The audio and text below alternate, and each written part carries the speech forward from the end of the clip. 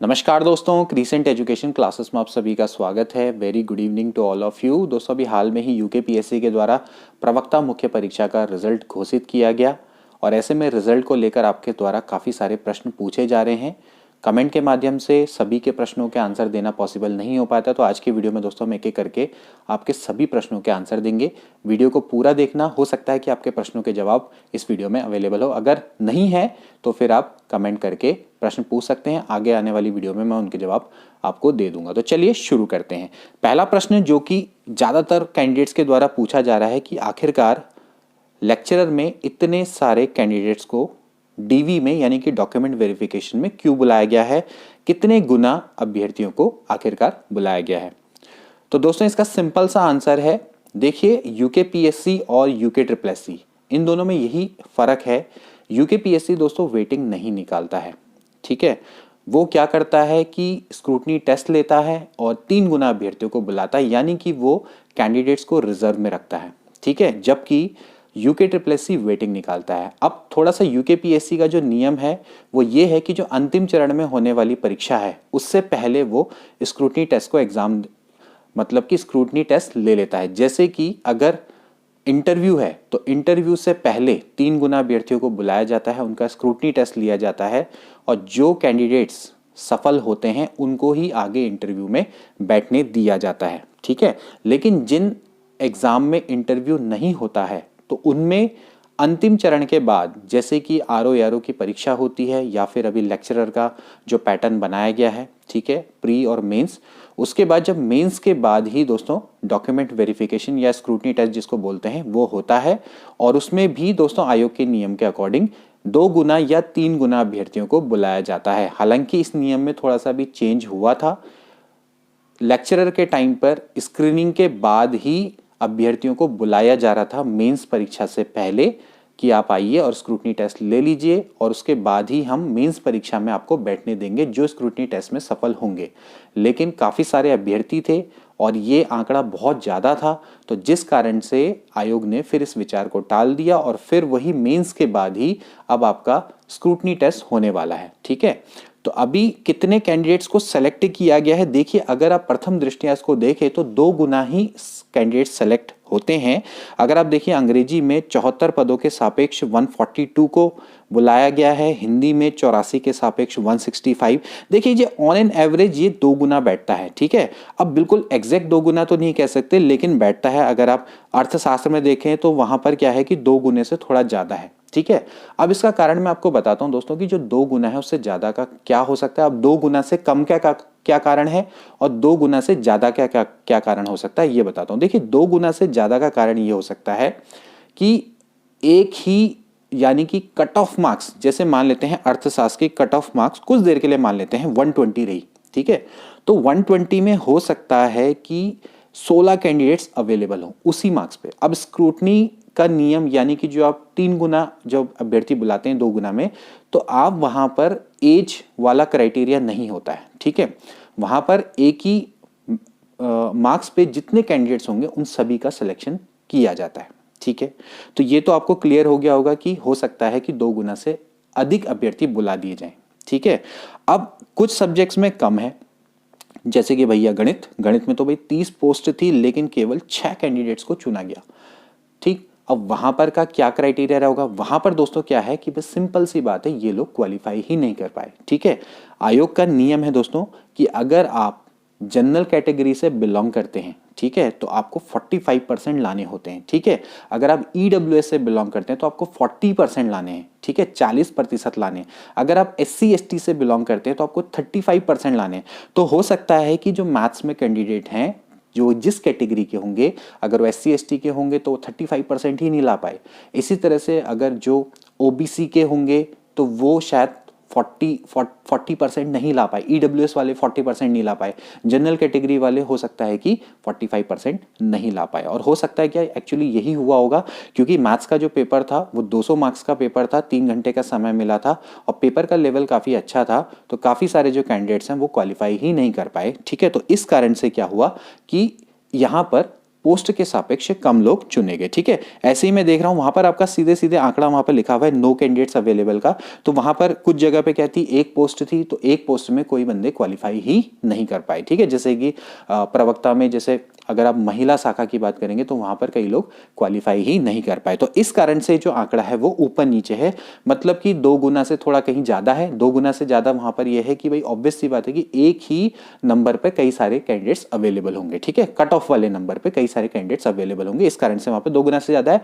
और जहां पर 2 गुना से कम है वहां पर ये समझ लीजिए कि वहां पर कैंडिडेट्स क्वालिफाई ही नहीं कर पाए। ठीक है, अब बात आती है दोस्तों की कट ऑफ मार्क्स क्या रहे होंगे और स्क्रूटनी टेस्ट कैसे होता है। ठीक है, कई लोग इसको समझ रहे हैं कि स्क्रूटनी टेस्ट के नंबर मिलते हैं। ठीक है, स्क्रूटनी टेस्ट का दोस्तों ये एक तरह का क्वालिफाइंग टेस्ट है, जितने भी आपके डॉक्यूमेंट्स हैं उनको चेक किया जाता है और इसमें कुछ नहीं होता, इसके कोई भी मार्क्स नहीं होते। पहले मैं आपको बता दूं, स्क्रूटनी टेस्ट में आपको सिंपली ये एक डॉक्यूमेंट वेरिफिकेशन है। जितने भी आपके डॉक्यूमेंट्स हैं जो आपने वहां पर जो आपने साइट पे मेंशन किए, जब आपने ऑनलाइन फॉर्म भरा होगा तो वो डॉक्यूमेंट्स आपको दोस्तों ले जाने होते हैं और कुछ नहीं होता। ठीक है, इसके अलावा दोस्तों जो कट ऑफ मार्क्स की मैं बात करूं तो कट ऑफ मार्क्स आपको दोस्तों अभी पता नहीं लगने वाले हैं, वो आपको दोस्तों मिलेंगे फाइनल सिलेक्शन लिस्ट के बाद। ठीक है, हो सकता था कि अगर मेंस से पहले स्क्रूटनी टेस्ट हो गया होता तो अभी आपका फाइनल परिणाम आता और आपको साथ साथ ही कट ऑफ मार्क्स देखने को मिल जाते, लेकिन आयोग का सिंपली ये नियम होता है, क्योंकि आयोग की परीक्षा चरणों में होती है, first phase, second phase, third phase. ठीक है,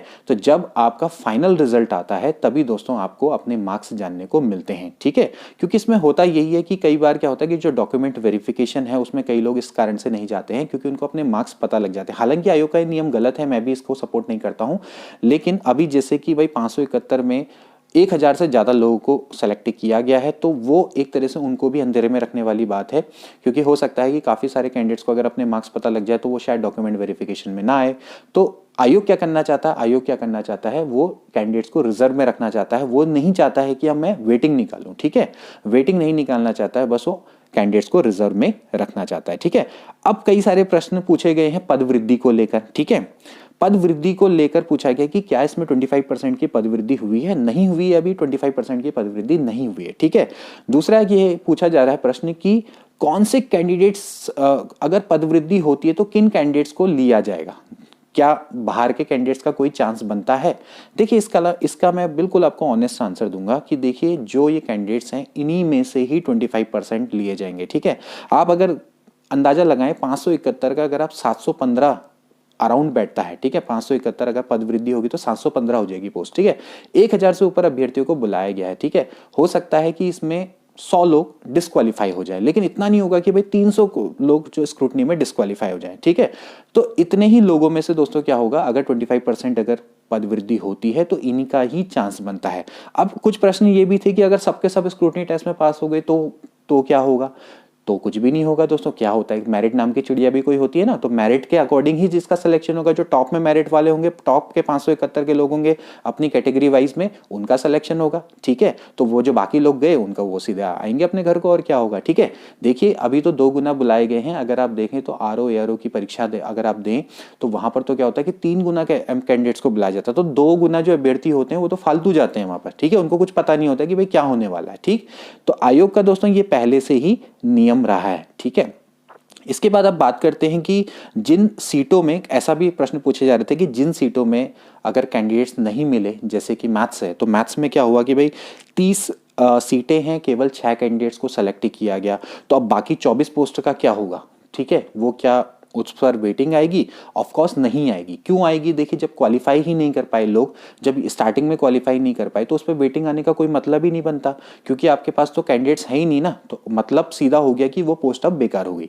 अब वो पोस्ट क्या होगी, नेक्स्ट आने वाली वैकेंसीज में जुड़ जाएगी। ठीक है, तो सिंपल सी बात है कि जिसमें कैंडिडेट्स अवेलेबल नहीं है तो वो पोस्ट तो आपकी बेकार गई। ठीक है, सिंपल सा रूल है, इतने को आप समझ लीजिए। ठीक है, अब कुछ प्रश्न और भी पूछे जा रहे थे एम्प्लॉयमेंट रजिस्ट्रेशन को लेकर कि एम्प्लॉयमेंट रजिस्ट्रेशन का क्या महत्व है। देखिए, एम्प्लॉयमेंट रजिस्ट्रेशन यूकेपीएससी में तो महत्व रखता है, लेकिन जो एम्प्लॉयमेंट रजिस्ट्रेशन है, अगर आप मान लेते हैं आज एडवर्टीजमेंट निकलता है और आपके पास एम्प्लॉयमेंट रजिस्ट्रेशन नहीं है तो कोई बात नहीं, आप एम्प्लॉयमेंट रजिस्ट्रेशन करवा सकते हैं, लेकिन वो फॉर्म भरने की डेट से पहले आपको करवा लेना होता है। ठीक है, तो कोई दिक्कत नहीं है, अगर आपने एम्प्लॉयमेंट रजिस्ट्रेशन करवा रखा है तो भी कोई आपको दिक्कत नहीं होगी। इसके बाद एक प्रश्न और पूछे जा रहा था, वो था एनओसी को लेकर, जो कि अभी राजकीय सेवा में है, गवर्नमेंट एम्प्लॉय हैं और उन्होंने एनओसी नहीं ली है तो क्या होगा? देखिए इसमें सिंपल सा रूल है, नो ऑब्जेक्शन सर्टिफिकेट अगर आपने नहीं लिया है तो आप रेजिग्नेशन दीजिए और वहां से रेजिग्नेशन करके आप दूसरे ज्वाइन कर लीजिए, ठीक है। आपकी सेवा नहीं जुड़ेगी, आपको कार्य मुक्त नहीं किया जाएगा, ठीक है।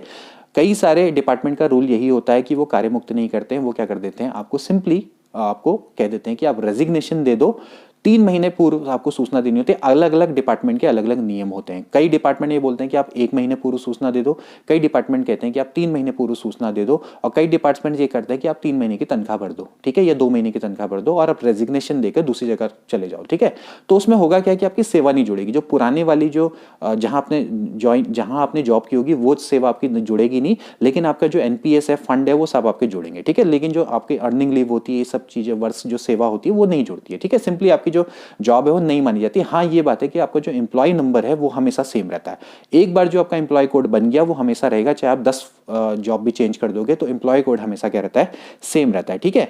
अब ये होता है कि जैसे मान लेते हैं, कुछ प्रश्न ये भी थे एनओसी को लेकर कि मान लेते हैं कि मेरे अभी जॉब नहीं है और मैंने क्या हुआ कि प्रवक्ता का एग्जाम दिया, मेरी कहीं और गवर्नमेंट जॉब लग गई, अब मैं प्रवक्ता के लिए जाना चाह रहा हूं, तो क्या मुझे एनओसी की आवश्यकता है? तब भी दोस्तों आपको एनओसी की आवश्यकता नहीं है। तब भी आप क्या कर सकते हैं दोस्तों, अपने डिपार्टमेंट से कार्य मुक्त का प्रमाण पत्र ले सकते हैं। अगर वो कार्य मुक्त के लिए नहीं मांगते हैं तो आपको सीधे सीधे क्या करना पड़ेगा, रिजाइन देना पड़ेगा, तब आपको एनओसी की आवश्यकता नहीं। हाँ लेकिन ये है कि अगर आप उस समय पर जॉब में थे, अगर आप उस समय पर जॉब में थे और फिर आपने प्रवक्ता का भरा है, तब दोस्तों आपको एनओसी की आवश्यकता रहेगी, ठीक है। फिर आप अपना एम्प्लॉयमेंट का वहां पर शो नहीं कर पाएंगे, क्योंकि देखिए एम्प्लॉयमेंट कब शो होता है, एम्प्लॉयमेंट का मतलब क्या है कि आप बेरोजगार हैं और अभी आप जॉब में नहीं है। अगर आप अभी जॉब में नहीं है तो आप क्या करेंगे, सिंपली एम्प्लॉयमेंट अपना दिखाएंगे उस दौरान का कि भाई आप अपना एम्प्लॉयमेंट दिखाइए और मैं क्या कहते हैं अभी। लेकिन अगर आप उस समय पे जॉब में हैं, ठीक है, अगर आप उस समय पे जॉब में हैं तो आपको दोस्तों क्या करना पड़ेगा, अपना एम्प्लॉयमेंट शो नहीं करना पड़ेगा, आपको अपने सेवा नियोजक से एनओसी लेनी पड़ेगी। अगर आपको एनओसी नहीं मिल रही है तो आप रेजिग्नेशन दीजिए, यही दोस्तों इसका एक चारा बस्ता है। या फिर अगर आपका एम्प्लॉयमेंट अगर कुछ समय तक वैलिड है तो आप पुराना वाला एम्प्लॉयमेंट दिखा के भी कर सकते हैं। लेकिन ये वैसे देखा जाए तो देखा जाए तो इनवैलिड या वैधानिक क्रिया नहीं है, मतलब कि हो सकता है कि अगर किसी को कुछ पता लगे तो आपके लिए दिक्कत हो सकती है, ठीक है। तो एनओसी का आप समझ लीजिए कि एनओसी कैसे ली जाती है, ठीक है। एनओसी में आप अगर राजकीय कर्मचारी हैं, अभी फिलहाल अगर आप राजकीय कर्मचारी हैं तो आप अपने डिपार्टमेंट को जरूर सूचित कर दें, कोई भी फॉर्म भरने से पहले एटलीस्ट आप सूचना जरूर दे दीजिए, क्योंकि हो सकता है कि एनओसी आपको मिले ना मिले वो तो आपके सेवा नियोजक पर डिपेंड करेगा, लेकिन अगर आप सूचित कर देंगे तो आपकी तरफ से अपनी जो प्रक्रिया है वो पूरी हो जाएगी और फिर आप वो भी दिखा सकते हैं लेटर कि देखिए हमने डेट ऑफ अप्लाइंग एनओसी हमने कर दी है, अभी तक हमारे डिपार्टमेंट से नहीं आई है, तो आयोग उसको कंसिडर कर सकता है और आपको औपबंधिक श्रेणी में डाल सकता है, ठीक है। तो अभी जो सूची जारी हुई है औपबंधिक हुई है, मतलब कि अभी आपको फाइनल सिलेक्शन नहीं मिला है, ठीक है। इसके बाद कुछ प्रश्न पूछे जा रहे थे हिंदी की योग्यता को लेकर कि भाई अगर मैं एमए हिंदी से कर रहा हूं तो क्या मैं, और मेरी 12th में मतलब मेरी संस्कृत नहीं है, तो मैं कॉम्बिनेशन बनाने के लिए क्या मैं संस्कृत कर सकता हूं एक सब्जेक्ट से? बिल्कुल कर सकते हैं दोस्तों, बीए आप एक सब्जेक्ट से कर सकते हैं। मेरे हिसाब से तो बेटर रहेगा कि आप 12th संस्कृत से कर लीजिए, आपका बीए एमए हिंदी से हो जाए, 12th संस्कृत से हो जाए, तो आप एलटी हिंदी के लिए अप्लाई कर सकते हैं, ठीक है।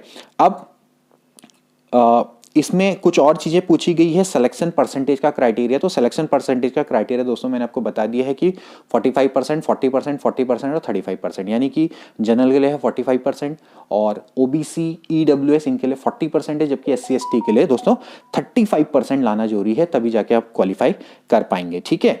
अब इसके बाद कई प्रश्न पूछे जा रहे थे कि एलटी के डॉक्यूमेंट वेरिफिकेशन को लेके कि एलटी का डॉक्यूमेंट वेरिफिकेशन कब हो सकता है। देखिए अभी दोस्तों मैं आपको क्लियरली बताऊं तो एलटी का जो डॉक्यूमेंट वेरिफिकेशन है वो अभी पॉसिबल नहीं है, क्योंकि एलटी का जो डॉक्यूमेंट वेरिफिकेशन है वो मुझे लगता है कि अब फिलहाल चुनाव या आचार संहिता के बाद ही होना पॉसिबल है। देखिए इसमें दो चीजें, देखिए जो यूकेपीएससी है ये एक संवैधानिक संस्था है, ठीक है। आप देख रहे होंगे कि इस समय पे यूकेपीएससी ज्यादा एक्टिव है, यूके ट्रिपल एससी ज्यादा एक्टिव नहीं है, ठीक है। तो मे बी ये पॉसिबल हो सकता है कि जो यूके ट्रिपल एससी है वो डॉक्यूमेंट वेरिफिकेशन को मार्च के बाद करवाए, मतलब कि मिडिल मार्च में करवाए, ठीक है। और जो लेक्चरर का यानी कि यूकेपीएससी का जो डॉक्यूमेंट वेरिफिकेशन है वो तो आपको पता है कि 7 मार्च की डेट है, ठीक है। तो उसी के हिसाब से वो डॉक्यूमेंट वेरिफिकेशन होगा, ठीक है। और मैंने आपको बता दिया डॉक्यूमेंट वेरिफिकेशन के लिए 3-4 दिन लगेंगे, ठीक है। उसके बाद क्या होगा कि जितने भी अभ्यर्थी अनर्ह पाए जाएंगे, स्क्रूटनी टेस्ट होगा, स्क्रूटनी टेस्ट में जो अनर्ह पाए जाएंगे उसके बाद जो आयोग है वो क्या करेगा, एक लिस्ट जारी करेगा, ठीक है, अनर्ह सूची की, ठीक है। और जितने भी जो कैंडिडेट्स हैं उनको 21 डेज का टाइम दिया जाएगा कि आप इसके सपोर्ट में या कोई प्रत्यावेदन प्रस्तुत करना चाहते हैं तो आप वो डाल सकते हैं, ठीक है। और जब वो प्रत्यावेदन प्रस्तुत करेंगे तो उनको 21 डेज का टाइम मिलेगा और आयोग फिर उसको देखेगा और फिर उसके बाद क्या करेगा, फाइनल सिलेक्शन की लिस्ट को जारी कर देगा। फाइनल सिलेक्शन में वही जो नियम होते हैं वही लगेंगे, ठीक है।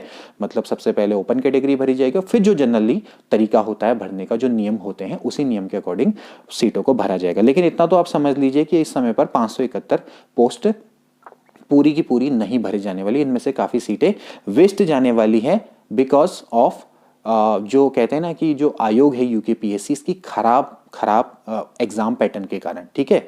कई लोग मुझसे भी पूछ रहे थे कि आपका सर क्या मानना है इसका मतलब एग्जाम के पैटर्न को लेकर। देखिए मेरा तो यही मानना है कि यूकेपीएससी का जो एग्जाम पैटर्न है वो काफ़ी खराब है। इस समय पर प्रवक्ता चुनने का ये एग्जाम पैटर्न बहुत खराब है। देखिए 2014-15 में क्या था कि लेक्चरर की यही स्क्रीनिंग परीक्षा हुआ करती थी लेकिन इंटरव्यू हुआ करता था, ठीक है। तो उसमें क्या होता था कि चलो स्क्रीनिंग में मान लेते हैं कोई सब्जेक्ट में उतने अच्छे लोग नहीं है, सेलेक्ट तो हो जाते थे, लेकिन इंटरव्यू में क्या होता था कि भाई इंटरव्यू में आपको क्वालिफाइंग मार्क्स तो मिल ही जाते, तो सीटें बर्बाद नहीं होती थी एटलीस्ट, ठीक है। मुझे नहीं पता कि उस समय पे जो लेक्चरर हैं वो उतने क्वालिफाइंग अच्छे होते थे नहीं होते थे, सब्जेक्ट नॉलेज पे उतने अच्छे होते थे नहीं, क्योंकि भैया कोई स्क्रीनिंग एग्जाम आपने तो कहीं ना कहीं आपने तो कहीं से कहीं तक अपने सब्जेक्ट का तो दिया ही नहीं ना एग्जाम।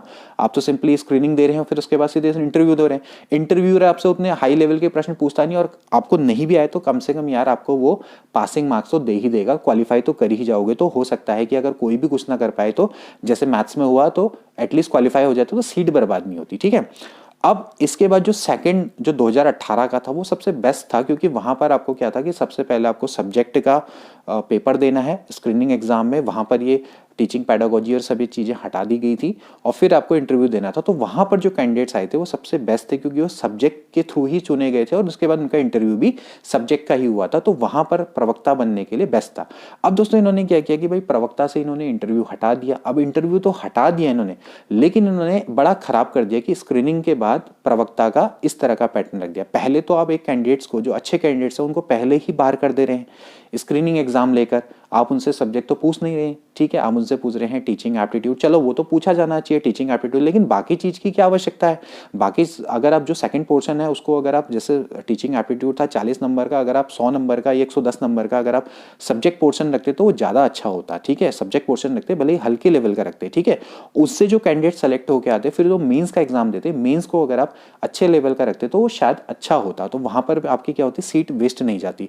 अब आप लेक्चरर स्क्रीनिंग एग्जाम बिल्कुल अलग लेवल का करवा रहे हो और जो मेंस का एग्जाम है वहां पर आप एकदम से कैंडिडेट्स के सामने ऐसा पेपर बना के रख दे रहे हो, ठीक है।